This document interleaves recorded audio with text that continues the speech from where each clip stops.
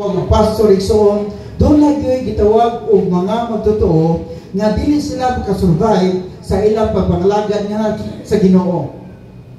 Tingali kung sa atong simbahan, no, kami lahutay patanan, katong gipang bautismuhan, nilahutay, katong gipang delicate ng mga bata, bilahutay, katong ginikanan sa mga bata nga nagpa-delicate igsoon, may padayon pa silang pagpangalagad sa Ginoo. Tingali nag-awas ta karon. Kuhan niyo? Pero pangutana, why some of us cannot survive?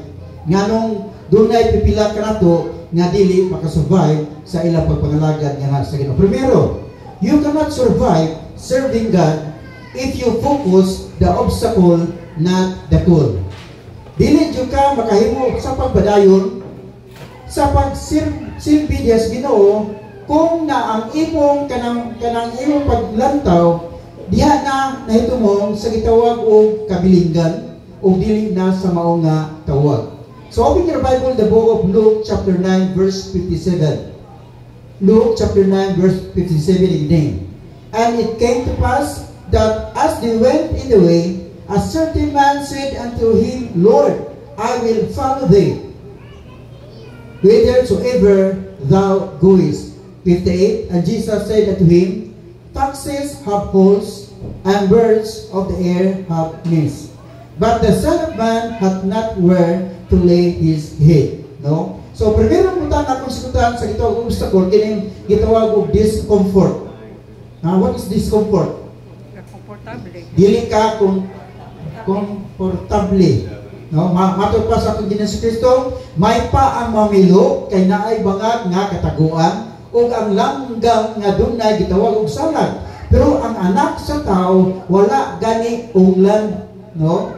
So kana nagapalayag igsoon nga diha sa pagpangalagad sa Ginoo dili tanan comfortable. Amen ba? Amen. Dili tanan nga naatas gitawag og positibo nga kahimtang, dili tanan panahon igsoon nga financially hayahay ta. O dili tanan panahon nga wala tay problema igsoon. Doon na yung gitawag og discomfort nga yung ma-experience sa iyong pagpangalagad diha sa Ginoo.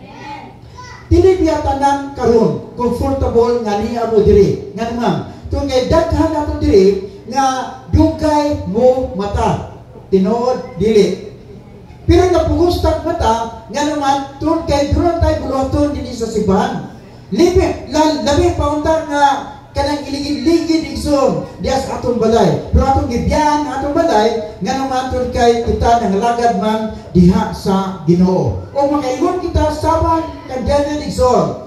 In the book of Psalms 122 verse 1, I was glad when you said unto me, let us go into the house of the Lord. Malipay ko nga mosulod sa simbahan. Malipay ko nga mag-hisgot of fellowship. Malipay ko nga mosulod sa simbahan kay na ang presensya sa Ginoo. Amen ba? Wala na to tutuki ang kita o obstacle apang naglantaw kita sa tawag sa Dios nga nis aton sa tagsa ka mga kinabuhi. Like obstacle igsoon dinhi sa verse 59 of 60 ini. And he said unto another, follow me. But he said, Lord, suffer me first to go and bury my father. Jesus said unto him, let the dead bury their dead, but go down and preach the kingdom of God. So like obstacle igsoon, kini gitawag og family problem. Kinsa may walay problema diya sa ilang balay. Puros jud na ay problema, no? Dahil yun nahitabo nga why problema. Kaya kung why problema na asmeteryo. Nga naman, walay panag-away, walay panag-bangi, walay linibakay, nga naman, puro silumon. Dili. So, naalihan ang problema diya sa balay. Labi na kung ang bata ray Kristohanon o asawa ray Kristohanon o ang mga anak ray Kristohanon. Doon ay gitawag o panagbangi igsoon. Ang uban po, doon na po ay lain-laing reliyon. No? Ang uban, gitawag o kanang Iglesia ni Cristo, ang uban po Catholic, ang uban po Happy Church, diya pagpangao nila, mag-debate kung kinsay tinuod. Tinuod dili. No? Muna dito na ikanta, kinsa ni kanta ng Yuyi Binabilan mo? Maayos si Sister Nida mo kanta o. Akong lolo Katoliko, ang akong Iglesia ni Cristo, ang akong mayuha gini. Tanawara, no? So, doon ay gitawag ang problema diha sa mga balay igsoon. No? Nga tuon din gididaan ang anak, gididaan o kinsa pa gididaan igsoon nga naman kay dili man tanan nga gitawag og priha o reliyon igsoon. No? Doon ay gitawag og obstacle sa mga panimalay. Ang uban po, panahon sa Domingo, mo hinay panahon nga mag-away.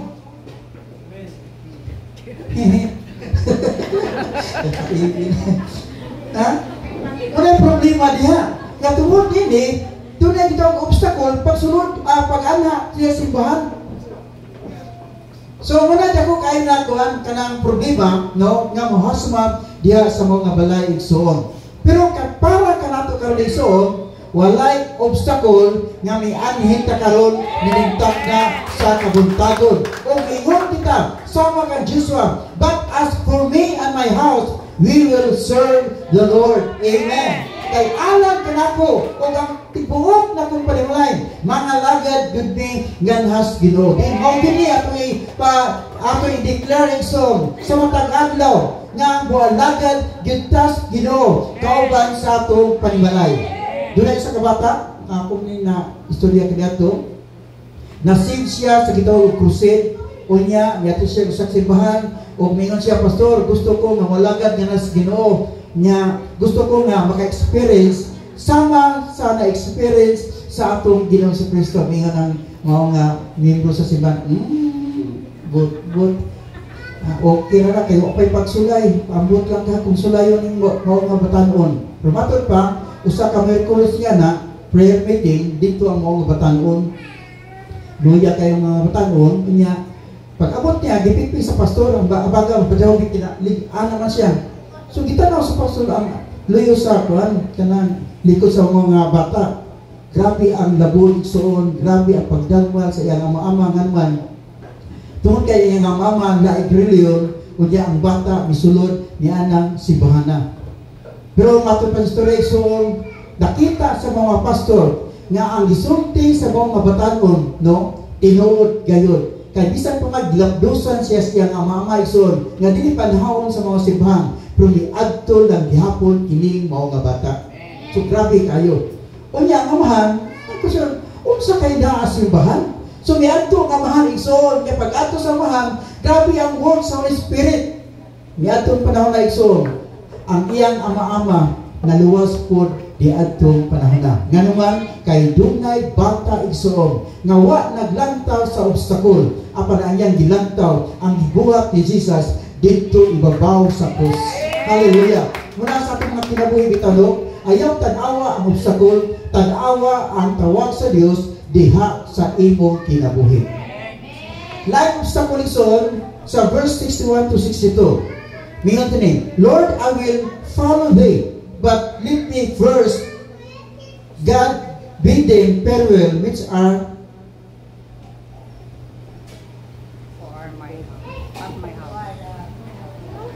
farewell who are at my home.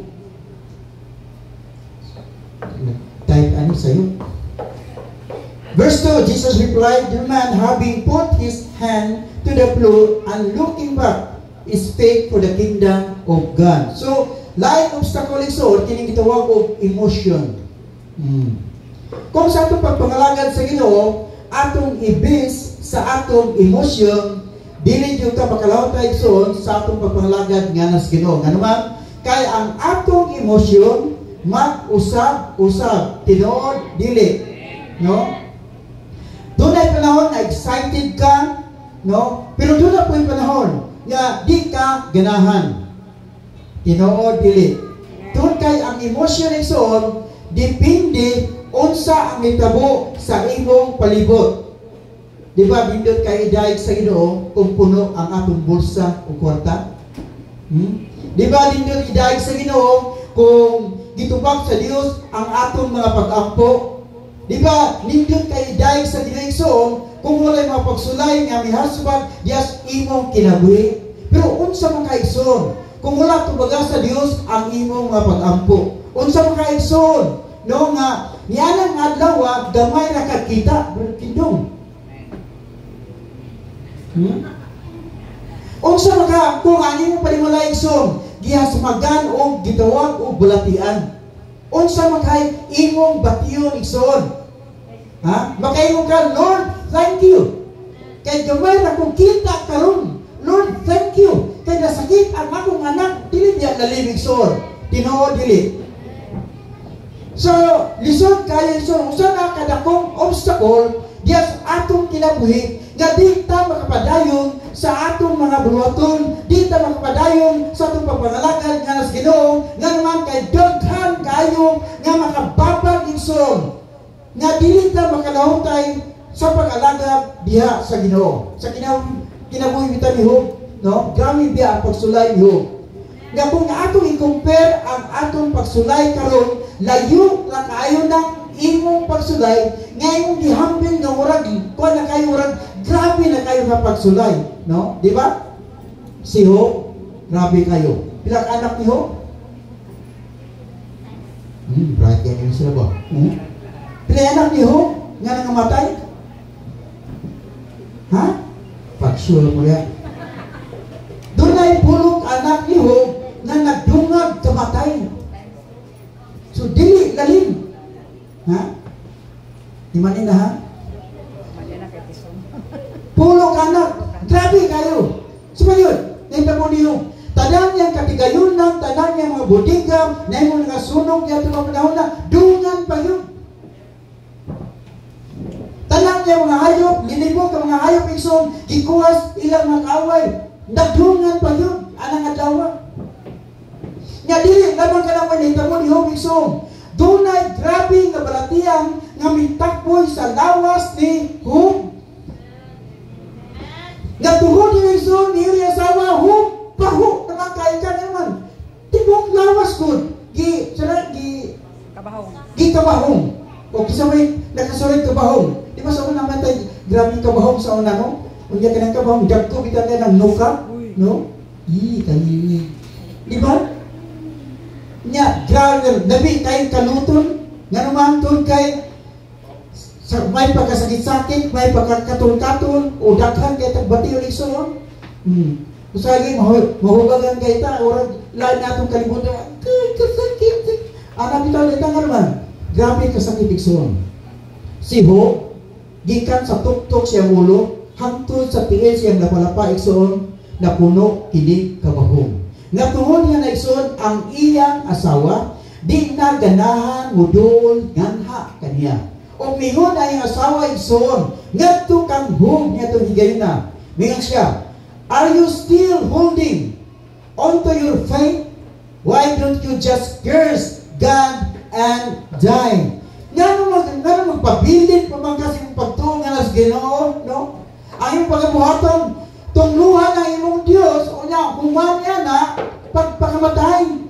Kung sa ito bang Job, you sound like one of those fools on the street corner. How can we accept all the good things from God and not trouble? No? Wala dyan ka, tao, nga naadya sa ba? Naadya sa kanang iskina ba? Nga murag buwang, nga si yaw-yaw. No? Ang maayo na pala yung mga butang, ang atong pagaliwaton, dili ba di ay ang gitawag og mga dautan?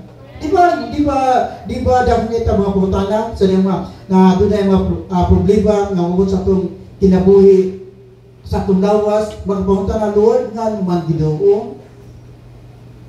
Nga naman Lord, nga sige matag og simba matag Domingo Ginoo. Sa gani budak ni kay og Miyerkules ding simba. Pero nga naman Ginoo nga naman ko ani pasulayan. Lord, ka naman Ginoo Dios, kang hatag matag og tithes Ginoo. Kaya nga nasakit ko lang gyapon kong Ginoo.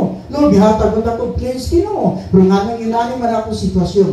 Grabe tang magpamutanam Dios atong Dios igsoon. Pero ay inyong ikaw taknas kumutagong ayaw lantawa ang obstacle, lantawa ang tawag sa Dios diha sa imong kinabuhi. No?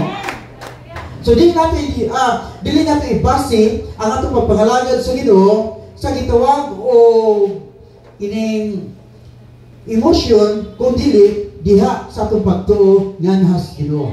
Kung imo siya pa basihan ni Job, dugarang nawala si Job sa pagpangalagad nga sa Ginoo. Pero ang gibasihan ni Job ison ngano nakatindog siya tungod sa iyang pagtuo o pagsalig diha sa atong Dios.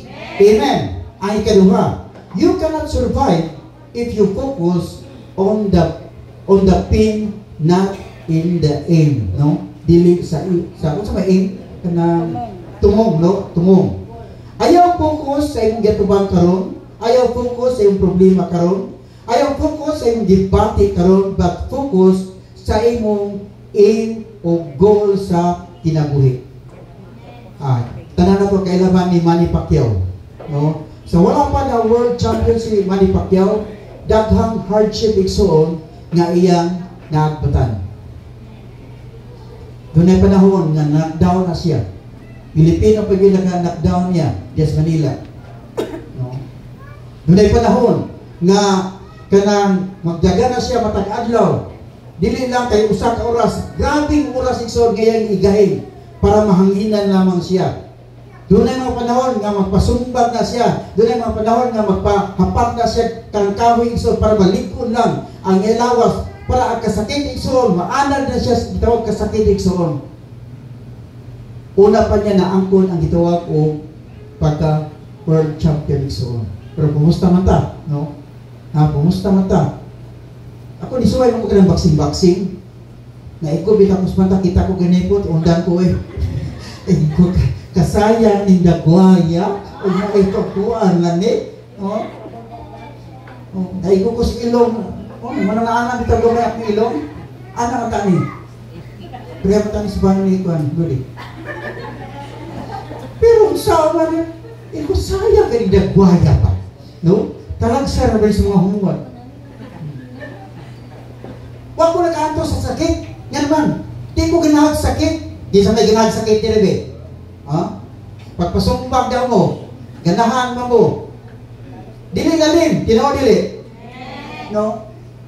So kung mo-focus tas hardship, inon ikaw, di yun na tumaakon ang gitawag o goal nga atong gitiyuha sa atong kasdagsa kama kinabuhi. Sa mga estudyante, doon ay gitawag og hardship. Dili sayon ang pag-eskwela. Tinuod sa nag-eskwela. Dili lalim ang mag-memorize.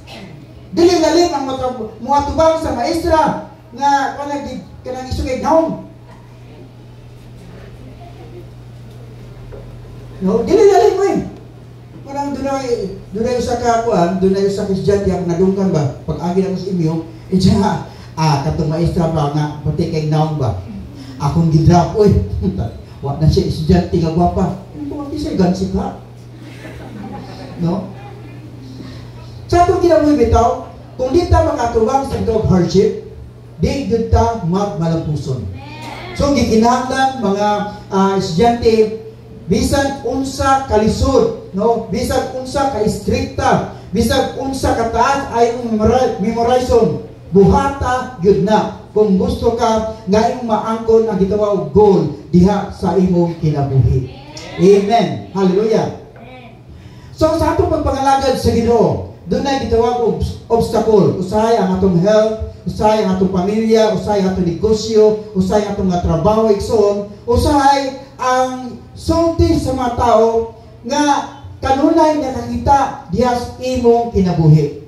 Doon na usa ka tao, midul siya sa usa ka manggialamon o nangutana siya ba?